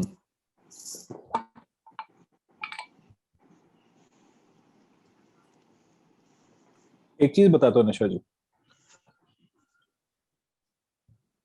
गुस्सा होने का मतलब ये नहीं है कि मुझे किसी को डांटना या मारना पड़े। फीलिंग और एक्सप्रेशन में अंतर होता है, ठीक है। फीलिंग और एक्सप्रेशन में अंतर होता है। फीलिंग अंदर महसूस होती है, एक्सप्रेशन बाहर व्यक्त होता है। Right. ऐसा हो ही नहीं सकता आपके बच्चों को बड़ा करने में आपको कभी गुस्सा अंदर आया ना हो, मगर उसके बाद आपने उसको कैसे संचारित किया, आपने उसको किस तरीके से यूज किया, आपने उसको कैसे प्रोडक्टिव बनाया, वो आपके ऊपर डिपेंड करता है। करेक्ट है? पता नहीं। Right. पता नहीं मुझे मुझे तो ऐसा कुछ हाँ, कई ध्यान बार नहीं। देखिए देखिए, हाँ, कभी भी किसी चीज में कोई चिढ़ाहट नहीं हुई, कोई किसी चीज में कभी ऐसा नहीं लगा यार ये क्यों कर रहे हैं बच्चे ऐसे? नॉर्मल है, मेरे दिमाग में यही रहा कि बच्चे नॉर्मल है, अब इनको किस तरह से समझाना चाहिए हाँ, वो देखने वाली बात है। तो उसमें जरूर दिमाग घुमाया कि किस बहुत तरह से बढ़िया। बच्चे को बोलो कि हम्म, बच्चे को बात समझ में आ जाए, बस। Beautiful beautiful. अब इन्होंने क्या किया है यहाँ पे आप चले गए जिसको हमारी साइकोलॉजी की भाषा में बोलते हैं हायर ऑर्डर ब्रेन फंक्शन में। आपने अपना ये पार्ट यूज करने लग गए जहां पे आप सोल्यूशन ढूंढ रहे थे, फीलिंग में नहीं फंस रहे थे, वो तो है ना। है। जहां पे इमोशंस ज्यादा व्यक्त होते हैं वहां पे कई बार गुस्सा भी आता है, ठीक है। मगर again this is a very individual thing, okay. बचपन में आपने देखा गुस्सा करके कुछ नहीं होता, प्यार से समझाओ तो चीजें होती हैं, तो वो आपका तरीका हो गया हैंडल करने का एक टफ परिस्थिति को। किसी और ने देखा कि आराम से बोल के कुछ नहीं होता, चिल्लम चीखी से, मार कुटाई से ही होता है, तो उस इंसान ने ये समझ लिया यही तरीका है जीवन जीने का, ठीक है। तो वो एक इंडिविजुअल, इसीलिए मैंने बोला कि आप अपनी तुलना किसी और के साथ कभी भी नहीं कर सकते, नहीं कर सकते, वो तो बात है। ठीक है। दो जने एक घर में पैदा हुए, बिल्कुल जो बिल्कुल। बाप था वो शराबी था, ठीक है, जो बाप था वो शराबी था। एक बच्चे ने सोच लिया शराब बड़ी अच्छी चीज है, मुझे भी पीनी चाहिए, दूसरे ने उसी शराब से नफरत कर ली। सही किस बात। चीज के ऊपर डिपेंड कर रहा है? बिल्कुल उनके बिल्कुल। इंडिविजुअल सेल्फ पे, डिपेंड करा। बिल्कुल। ठीक है, तो इसीलिए वेलबींग का मतलब वही है, कैसे आप उस स्टेट में रहें जहां पे आपको जिंदगी सहजता, आनंद और ख्याति के साथ प्राप्त हो रही है। यह आपका जन्म सिद्ध अधिकार है। अगर कोई फिजिकल लेवल पे आपको कोई चीज रोक रही है उसमें, ठीक है, जिसके कारण आपकी ऊर्जा में कमी है, एनर्जी में कमी, क्योंकि शुगर की बीमारी जो है, डायबिटीज, वो आपकी एनर्जी लेवल्स को तोड़ती है। थायराइड भी आपकी एनर्जी लेवल्स को तोड़ता है, ठीक है। और हाइपरटेंशन भी क्या है? हाइपरटेंशन अगेन, इसका इंडिविजुअली आपके लिए क्या मतलब है? जैसे मैंने बताया कि liver is the organ of anger and kidney is the organ of fear. उसी हिसाब से इन चीजों का आपके लिए क्या तात्पर्य है, वो एक बहुत इंडिविजुअल चीज है। एंगर तो बता दिया मैंने, मगर कब ये हुआ गुस्सा, कब आपने ये चीज पकड़ के बैठ गए आप? शारीरिक लेवल पे कष्ट तभी आता है, हाँ, शारीरिक लेवल पे, वो भी आपको पता है ना, तो उसको वहीं से ठीक करना है। क्योंकि ये मैं आपको बता दूं, थायराइड की दिक्कत आने से पहले, थायराइड की दिक्कत आने से पहले क्या हुआ? थायराइड की दिक्कत सबसे पहले आने से पहले आपके एड्रीनल ग्लैंड्स, जो स्ट्रेस ऑर्गन्स हैं आपके, उनके ऊपर इंपैक्ट पड़ा। थायराइड तो बहुत आगे आया, बहुत बाद में आया। सही बात है। तो सबसे पहले उसके ऊपर इंपैक्ट पड़ा। तो हमें अगर उसको सॉल्व करना है तो वहीं से सॉल्व करना है, क्योंकि वहीं से वेलबींग के अंदर प्रॉब्लम आई। ठीक है। हाइपरटेंशन मतलब ब्लड के अंदर थिकनेस ज्यादा होना। क्यों थिकनेस ज्यादा है? टेंशन वगैरह से। एग्जैक्टली। मगर आप तो गुस्सा करते नहीं, मगर गुस्सा लेकिन नहीं करते, मगर टेंशन लेते नहीं, हो। वो टाइम भी आया, बहुत टाइम निकल गए जिनकी वजह से हाँ, तो अब वो देखिए, अब वो टाइम निकल गया, मगर उसके देखिए, बाद भी जो रुकावट हस्बैंड है की उसको डेथ जब हुई, तक आप, अब प्रॉब्लम्स होती हैं। हस्बैंड की डेथ हुई, फिर बच्चों की शादियां करनी है, बिल्कुल होती, बहुत बातें हो जाती हैं बिल्कुल उससे। सही बात है। 100% विथ यू। मगर वो चीजें अब जा चुकी हैं, हम उन चीजों को किस तरीके से अपने सिस्टम से भी निकालें, क्योंकि ये जो इमोशंस हैं, ये इमोशनल वेलबींग की बात कर रहा हूं, ये इमोशन हमारे बॉडी में बायोकेमिस्ट्री चेंज कर देते हैं। जहां आपकी बॉडी खाना डाइजेस्ट कब करती है? आपकी बॉडी खाना कब डाइजेस्ट करती है? जब आप रेस्ट वाली स्टेट में हो, जब आपको किसी चीज का टेंशन ना हो, तब खाना डाइजेस्ट होता है। वरना आप कितना भी खाना अपने मुंह के अंदर डालते रहो, वो डाइजेस्ट नहीं होगा। सही बात है। तो इसीलिए अगर आपको वेलबींग चाहिए, किस चीज पे ध्यान रखना है? State of being. खाना खाने से पहले डिसाइड करो मेरा स्टेट ऑफ बीइंग क्या होना चाहिए। मैं शांत हूं, मैं अपना सेल फोन पकड़ के नहीं बैठा हुआ, ठीक है, मैंने प्रेयर करी खाने से। अब इससे क्या हुआ? मैं शांत हुआ, शांत हुआ तो क्या हुआ? सेरोटोनिन रिलीज हुआ। सेरोटोनिन रिलीज हुआ तो मेरी मसल में, जो पेट की मसल है, जो आंतों की मसल, ठीक है, तो ये बहुत बहुत जरूरी चीज हमें समझनी कि अगर हमें एक लाइन समझनी है इस पूरे आज के सेशन से, अगर एक लाइन समझनी है, वो ये है कि हमारी हेल्थ, हमारी ट्रू वेलबींग, हमारी स्टेट ऑफ बीइंग पे डिपेंड करती है। और स्टेट ऑफ बीइंग किसी बाहर की चीज से निर्धारित नहीं होती। वो बाहर की चीज हमारे लिए एक सर्वाइवल का विषय बन जाती है, या बस एक चीज है, वो डिसाइड करती है।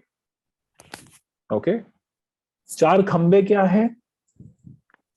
स्टिमुलस मतलब कि क्रिया, नरिशमेंट मतलब कि खुराक, ठीक है, तीसरी रेस्ट, ठीक है, चौथी डिटॉक्सिफिकेशन। आर्ग्यूमेंट हुआ किसी से, इमोशनल लेवल पे आर्ग्यूमेंट हुआ, तो थोड़ा टाइम ऑफ तो लो, उसको डिटॉक्सिफाई तो करो, अपने दिमाग से निकालो तो सही। और ज्यादातर शारीरिक व्याधियां जो हैं वो ठीक क्यों नहीं होती, या मानसिक व्याधियां जो हैं वो ठीक क्यों नहीं होती? वो इसलिए ठीक नहीं होती क्योंकि 3 चीजें रास्ते में आ जाती हैं, और वो सबसे पहली चीज क्या है? अनफॉरगिवनेस, अपने आप को या किसी और को माफ नहीं कर पाना। मतलब कि आपकी जो स्टेट ऑफ बीइंग है वो कॉन्स्टेंटली क्या है कि दुनिया सेफ जगह नहीं है। जिसको आप माफ नहीं करोगे, आप उसके प्रति रिलैक्स्ड नहीं हो पाओगे।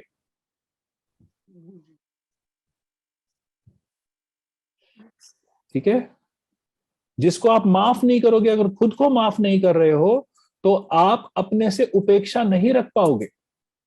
सही बात है,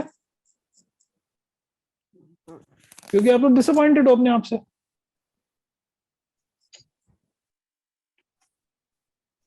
मगर आपको रब ने बनाया किस तरीके से, शरीर किस हिसाब का दिया कि आपको ये मालूम हो कि जिंदगी आपको सहजता, आनंद और ख्याति के साथ प्राप्त हो रही है।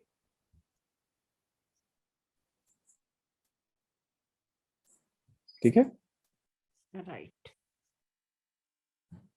ओके। दूसरी चीज जो रास्ते में आ जाती है वो है हमारे हार्मफुल एक्शन।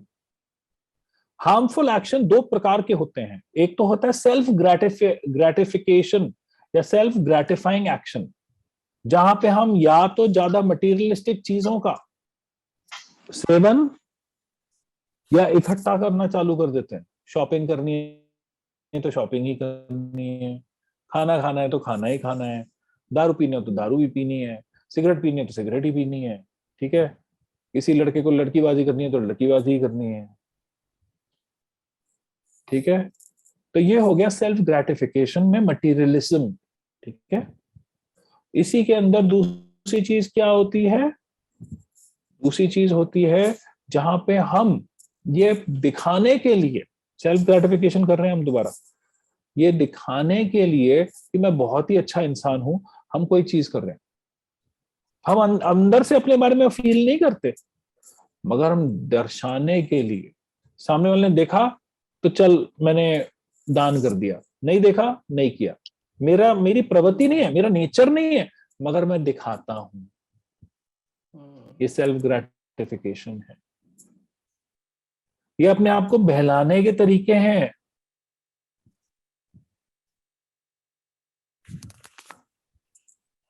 ठीक है,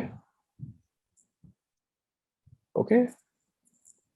तो एक तो मटेरियलिस्टिक चीजों की बात होगी, एक डिजायर्स की, जैसे नीलम जी से बात हो रही थी। ठीक है, अनकंट्रोल्ड डिजायर, डिजायर होने में कोई दिक्कत नहीं है, इच्छाएं होने में कोई दिक्कत नहीं है, क्योंकि अगर इच्छा नहीं होगी तो आप मर जाएंगे। दिक्कत तब है जब वो इच्छाएं हम पे हावी हो जाती हैं या फिर ज्यादा हो जाती है, अति या हावी। ठीक है, ये हो गया सेल्फ ग्रेटिफिकेशन। दूसरी चीज जो हमें शारीरिक रूप में ठीक नहीं होने देती, मानसिक रूप से ठीक नहीं होने देती, वो है सेल्फ प्रोटेक्शन। वो चीज जो हमें हजम नहीं हुई, जिसको हम समझ नहीं पाए, हम उससे अपने आप को बचाने के लिए या तो काम में झोंक लेते हैं या बच्चों की परवरिश में झोंक लेते हैं। ठीक है, या फिर किसी ना किसी तरीके से अपने आप को व्यस्त रखना चालू कर देते हैं, क्योंकि किसी सज्जन ने हमको ये एडवाइस दी थी, अरे बिजी रहोगे तो ठीक रहोगे। अरे आप तो बिजी हो गए, मगर आपने जब वो इमोशन को प्रोसेस नहीं करा, ठीक है, उसको सॉर्ट आउट नहीं करा, तो क्या हुआ? घुलते रहोगे अंदर। उस कारण से क्या हुआ? उस कारण से अंदर वो किसी एक, देखो बॉडी का सर्वाइवल मैकेनिज्म है, पहले आपके पूरे सिस्टम को अफेक्ट कर रही थी, अब बॉडी कोई ना कोई जो आपका वीकेस्ट ऑर्गन है उसको जाके पकड़ लेगी और वहां पे अब वो मैनिफेस्ट करेगा कैंसर के रूप में या उसके डिस्फंक्शन के रूप में। डिजीज का मतलब क्या है? डिसईज। डिसईज मतलब कि आप शांति से नहीं हो।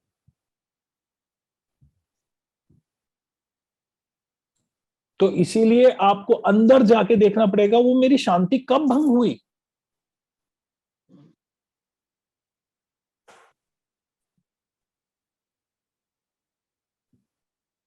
ठीक है, हार्मफुल एक्शन हो गया। अब तीसरी चीज जो हमें ठीक नहीं होने देती वो है गलत धारणाएं। मुझे कोई प्यार नहीं करता, मेरी कोई कदर नहीं करता,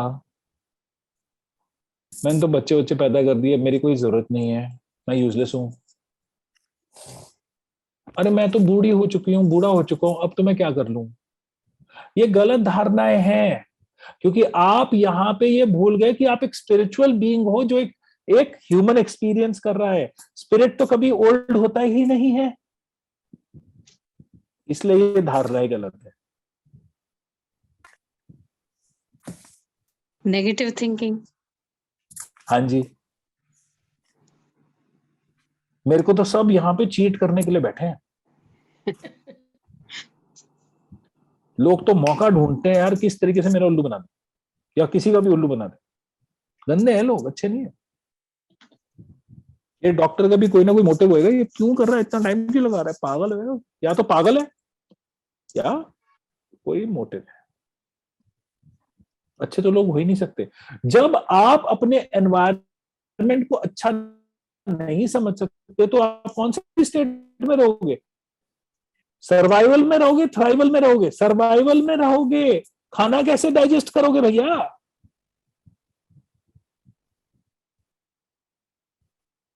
थायराइड थर्मोस्टेट होता है, थर्मोस्टेट होता है बॉडी का, वो तापमान वगैरह सब रेगुलेट करता है। उसने वो रेगुलेशन करना क्यों छोड़ दिया? ठीक है, ये चीजें हमारे रास्ते में आती हैं। तो अगर हमें अपनी, और एक और चीज जो हमें नहीं पता वो है ये आती है रास्ते में हमारे वेलबींग के। जैसे मैंने आपको पिछली बार बताया था, ये जो रेज एमिट करते हैं, ये हो गया, वाईफाई हो गया, आपका ये सिंपल सा टेबल लैंप हो गया। अगर मैं टेबल लैंप के पास में देखता हूं, मेरे पास है क्या, मेरे पास एक इलेक्ट्रिक मीटर है, मैं अगर सिंपल एक टेबल लैंप को ऑन करके उसके पास रखूं तो वो यहाँ पे आवाज करने लग जाएगा। ये इलेक्ट्रिक फील्ड हमारे अंदर की जो ऊर्जा है, इलेक्ट्रिसिटी है, ऊर्जा नहीं इलेक्ट्रिसिटी है, ठीक है, विद्युत ऊर्जा जो है, इलेक्ट्रिसिटी है, इलेक्ट्रिकल एनर्जी है, उसमें इंटरफेयर करती है। इसीलिए दिल का पेसमेकिंग में दिक्कत आती है, पैरों में एकदम से झंझनाहट होने लग जाती है। ये सारी चीजें इसलिए होती हैं। तो इससे भी डिटॉक्सिफिकेशन बहुत जरूरी है। और इससे डिटॉक्सिफिकेशन का सिंपल तरीका क्या है? नंगे पैर जाके प्लीज कृपया गार्डन में चलें, या फिर ग्राउंडिंग मैट्स वगैरह आते हैं उनका यूज करें। ठीक है, एक तरीका टॉक्सिन्स को कम करने का क्या है? टॉक्सिन से एक्सपोजर कम करो। जो हेल्प नहीं कर सकते वो तो आप हेल्प नहीं कर सकते, मगर जो कर सकते हो वो तो कर सकते हो। क्या आपको पता है 80,000 केमिकल्स हैं जिससे कहीं ना कहीं आपको एक्सपोजर मिला होगा? 80,000। और केमिकल्स के बारे में क्या प्रणाली है, क्या सोच है? ये सोच है कि केमिकल्स तब तक सेफ हैं जब तक उनसे हुई हानि का हमें पता ना चले, जबकि होना उल्टा चाहिए था। होना उल्टा चाहिए था। एमएसजी ने आज प्रॉब्लम करी तो एमएसजी कल्प्रिट हो गया, उससे पहले किसी को परवाह नहीं थी। ठीक है, तो इन चीज सिस्टम्स में जो दिक्कतें हैं उनको भी समझें, तो ये वेलबींग में दिक्कत कर सकते हैं। ओके, तो ट्रू वेलबीइंग कैसे अचीव होती है? जब स्टेट ऑफ बीइंग आपका आपके नियंत्रण में है, और वो स्टेट ऑफ बीइंग ये है कि पूरी जिंदगी मुझे सहजता, आनंद और ख्याति के साथ प्राप्त हो रही है। इंडिविजुअली आपको अगर ये महसूस नहीं होता, वो क्यों महसूस नहीं होता? वो आपका इंडिविजुअल चीज है। क्या शारीरिक रूप में दिक्कत है इसलिए नहीं हो रहा? मेंटल रूप में, इमोशनल, एनर्जेटिक, स्पिरिचुअल या इलेक्ट्रिक? क्या आज का सेशन हेल्पफुल था? Yes sir, Yes. बहुत चीजें जो हम सोचते ही नहीं थे छोटी छोटी, वो हाँ। अभी आपसे ही जानकारी हुई। जैसे अनफॉरगिवनेस, कि भाई हम चाह कर भी नहीं चाहते कि भाई हम उन्हें माफ कर दे, और वो हमारी एक टेंशन बने रहते हैं हर वक्त। ये चीज कि भाई हाँ अब उस पे बिल्कुल। काम करेंगे। बहुत अच्छा लगा सर। राइट? हाँ, और बहुत उससे उनको तो कोई नुकसान नहीं हो रहा, उनको तो पता भी नहीं है नुकसान आपका हो रहा है। इसलिए बोलते हैं अनफॉरगिवनेस के बारे में एक चीज बोलते हैं, ठीक है? Unforgiveness harms the vessel it is stored in more than the vessel it is poured on. Hindi में कहने का मतलब, अनफॉरगिवनेस उस बर्तन को ज्यादा नुकसान पहुंचाती जिसमें है, ना कि उस बर्तन को जिसके ऊपर हम उसको डाल रहे हैं। यस, ठीक है? Okay, thank you sir. तो ट्रू वेलबीइंग, और देखिए अगर ये सारी चीजें आप अचीव करेंगे तो ऐसा हो ही नहीं सकता कि आपकी फाइनेंस,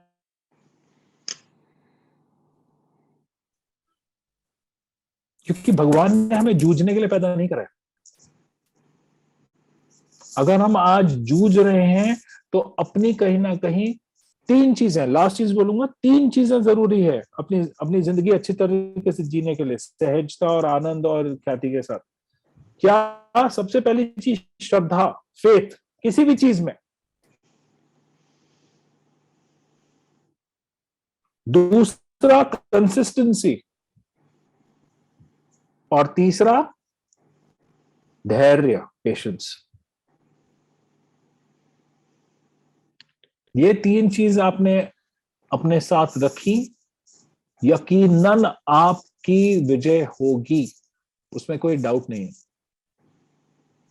और वेलबीइंग के लिए बहुत इंपॉर्टेंट चीज क्या? आपका पर्पस, आपकी यूनिक वो कौन सी चीज है जो अगर वीना जी नहीं हुए, अगर नीरजा जी नहीं हुई, अगर मीना जी नहीं हुई, अगर नीलम जी नहीं हुई, अगर पूजा जी नहीं हुई, अगर कमला जी नहीं हुई, अगर दीपा जी नहीं हुई, अगर सुनंदा जी नहीं हुई, ठीक है, अगर रीटा जी नहीं हुई, तो वो कोई और नहीं कर पाएगा। What is that unique thing जो आपका दायित्व है इस धरती पे, इस धरा पे पूरा करने का? What is that unique gift जो आपका है, जो आज आप सेल्फिश तरीके से अपने अंदर दबा के बैठे हो, दूसरों के साथ शेयर नहीं कर रहे हो? पर्पस बहुत जरूरी है। और वो पर्पस बच्चे पैदा करना नहीं है, और वो पर्पस बच्चे बड़े करना नहीं है। वो पर्पस आपकी व्यक्तिगत जीवन से बहुत ऊंचा है, बहुत बड़ा है, क्योंकि आप एक असीम, प्रभावशाली, अद्भुत, खूबसूरत जीव हैं। They are all beautiful, marvelous and precious. That is what I wanted to share with you today. अगला जो हमारा सेशन होगा सैटरडे को, वो हम पेरेंटिंग के बारे में बात करेंगे। ओके? हमें इस मिशन में हेल्प करें, ज्यादा से ज्यादा लोगों तक ये बात हमारी पहुंचाएं, ताकि हम लोगों की जिंदगी चेंज करने में कुछ योगदान कर पाए। Thank you. Thank you sir. Thank you sir. Thank you, आप लोग सब आए। Thank you so much for your time. State And of I being hope it आपने made sense बहुत to you. अच्छे से एक्सप्लेन किया है। और डिसिप्लिन का भी मजा आ गया, आती नहीं और हाँ भी नहीं। गुड वेरी बस अति नहीं हावी नहीं। अरे यार, लोग मेरे को बोलते हैं अच्छा डॉक्टर साहब मैं मीठा नहीं खा सकता। अरे क्यों नहीं खा सकते? खाओ भैया, कब जियोगे? कब? कल? उससे पहले मर गए फिर। तो अति नहीं हावी नहीं, खत्म। बस गुड गुड, ठीक है, वेरी गुड। तो ओके, बिकॉज ये चीज समझे, हम सब में वो पोटेंशियल है जहां पे हमारे पास, ठीक है, स्पीड है या आग है। आग से या तो हम अपना खाना पका सकते हैं या खुद को ला सकते हैं। तो वो डिपेंड करता है हम पे। ओके, ये मुझे नहीं So पता I था hope लिवर this से made sense. गुस्सा आता है, liver is the Yes. Organ of anger. yes, मतलब if it is Yes. Liver अब आपका कहीं ना कहीं खराब है, अगर गुस्सा आता है तो 100% आएगा। अब देखिए, लिवर क्या प्रोड्यूस करता है? बाइल प्रोड्यूस करता है। बाइल कौन से रंग की होती है? हरे रंग की होती है। अगर आप हल्क का भी कलर देखें, हल्क जो yes. ये वो है ना, एक कैरेक्टर है ना, वो हरा है। क्यों? उसको गुस्सा ज्यादा आता है। कैरेक्टर। उसको गुस्सा ज्यादा आता है, इसलिए उसको हरा रंग दिया है, बाइल का वेनम को कलर। भी कहते हैं ना, वेनम जहर को भी कहते हैं ग्रीन। वेनम कौन से ऑर्गन को जाके अफेक्ट करता है? लिवर को, लिवर की। जब लिवर फेल हो जाता है तो वो किडनी के ऊपर लोड डालता है। लिवर हमारा करीबन 3000 फंक्शन परफॉर्म करता है। 3000। हम डॉक्टरों को आज की तारीख में सिर्फ करीबन 300 का पता है, बाकी फंक्शन हमें पता ही नहीं। सर ये फैटी लिवर क्या होता है?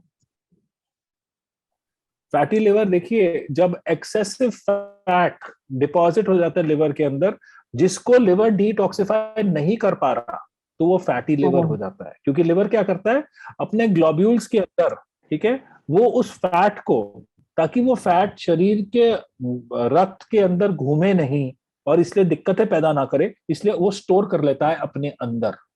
मगर वो जहां जहां स्टोर करता है, वहां पे जो लिवर है, जो फिल्ट्रेशन सिस्टम है, वो इंपैक्ट हो जाता है। इसलिए लिवर का वो हिस्सा काम नहीं कर पाता। धीरे धीरे वहां पे फाइब्रोसिस डेवलप हो जाता है, जिसके कारण आगे सिरोसिस हो सकता है, जो लिवर की खराबी होने का कारण है।